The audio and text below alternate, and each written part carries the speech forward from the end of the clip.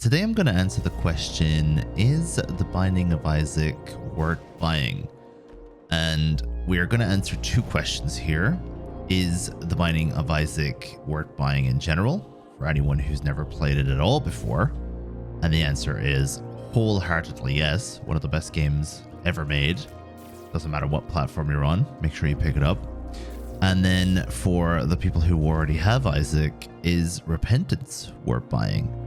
Now that one is going to require a bit more discussion, but I still think yes, it's definitely recommended to buy it.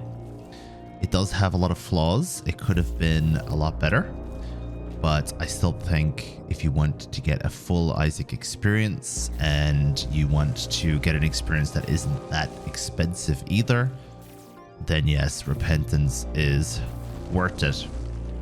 Let's go over some of the positives of Repentance, and then I'll go over some of the negatives. The positives that Repentance brings is it practically doubles the length of the game, maybe even more than doubles it.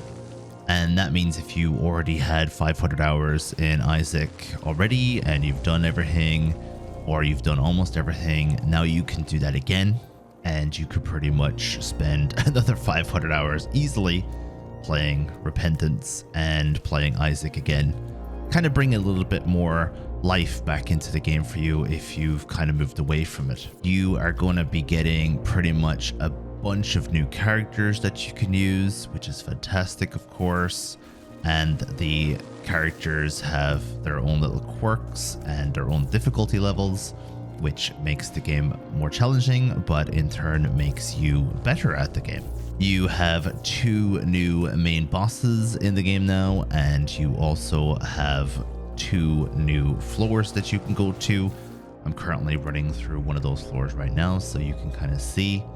And they've introduced some new mechanics as well, which are cool for some people and not so cool in my opinion. They're probably something that they shouldn't have added, but I'm still not completely against them. So I suppose we can kind of move a little bit into the negatives now, because those two mechanics can start us off. And one of the two mechanics that they've added is the ability to throw items. So you can pick up items, pick up rocks, and throw them at your enemies. And I'm not the biggest fan of this mechanic. I feel like they've definitely added something that wasn't kind of normal in Isaac up to this point. Obviously it fits in well and you can get used to it, and it doesn't affect much of the game. So there's only a small-ish part of the game that requires the new mechanic, but still, as I said, not really my favorite mechanic that they have added to The Binding of Isaac. One positive that I forgot was the new bosses. The new bosses that they've added to The Binding of Isaac are fantastic, including this one, who is very bloody annoying but cool at the same time. So it's got a little bit of a increased difficulty level, but also got the kind of coolness level as well. I just really take a lot of damage from this guy usually, so we're doing okay here. But the biggest thing that I don't like about the Binding of Isaac Repentance changes is the nerfing of some of the best items in the game, while buffing some of the more useless items in the game.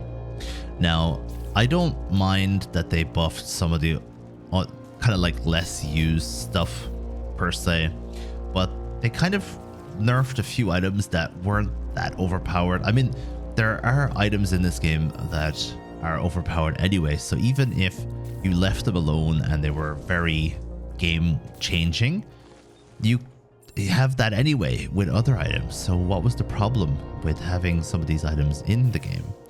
Like, for example, Serpent's Kiss used to give you hearts, black hearts, whenever you shot an enemy and it died to the poison. And now it only works with contact damage. So contact damage, obviously you can work around that, but it used to be so much more fun to get tons of black hearts on the ground from just simply shooting enemies. And double vision, which was only literally a doubling your shot pretty much. now it has a damage reduction tied to it. So it's no longer as powerful as it used to be, where it used to pretty much double your damage. Now it only, I think it's 1.5% or 1.5 times your damage, which is still a lot, don't get me wrong, but I'm just annoyed that they didn't just leave it the way it was, because it was such an iconic item and such a fun item to pick up. Now I do pick it up, but I don't really care if I get it anymore. And yeah, they kind of ruined that. And there's other items as well in the game that have had the same treatment, where looking at items that were cool before and they're not really that cool anymore. And I'm pretty sure some of your favorite items are on that list, like the maw, for example, which is a very good like item in the previous version of the game. It's still very good right now, but it's nowhere near as good. But overall, I think Repentance is definitely worth buying and expanding your game. And if you're not ready to have your favorite items be nerfed, like I wasn't really happy with, what I did was I kept playing the old version of The Binding of Isaac. I literally stopped the DLC from downloading so that I could just play the older version. And yeah, that's pretty much what changed my mind about Repentance, because I was playing the old version and it was a lot of fun, but I decided I wanted to expand my game and see if I can get the new items. Two new things that they added that I'm just going to mention before I finish up, and that is new achievements, which kind of drove me crazy. I hate when games add new achievements when they bring out new DLCs. Just leave the goddamn game alone the way it is. If you have 100% achievements, you should be allowed to keep those. That's just more of a Steam thing than an Isaac thing, but still. A lot of people call this update the update of trinkets, and the updated trinkets is a very good name for this update, because it actually has completely overhauled the trinkets and the runes. Very good runes and trinkets added to the game, and they're actually almost as good as standalone items, to be honest. So very good job there, and that is another very big positive. Obviously they added a bunch of new items too, but the items are a little bit underwhelming compared to how good the new trinkets are. Every time I'm about to stop talking about The Binding of Isaac Repentance, I have one more thing to mention. So I'm going to mention one more, and that is the new rooms, pretty much the puzzle rooms that they've added. Some of them are practically impossible, and some of them actually got nerfed recently as well because of how impossible they were. So I'm kind of glad they nerfed a few of them, but honestly, like, it's almost impossible not to take damage in a lot of them. They are absolutely insane. So you'll come across them as you play the game, and yeah, wait until you see these new items that these new rooms that they've added. So thank you very much for listening to me rambling about The Binding of Isaac Repentance.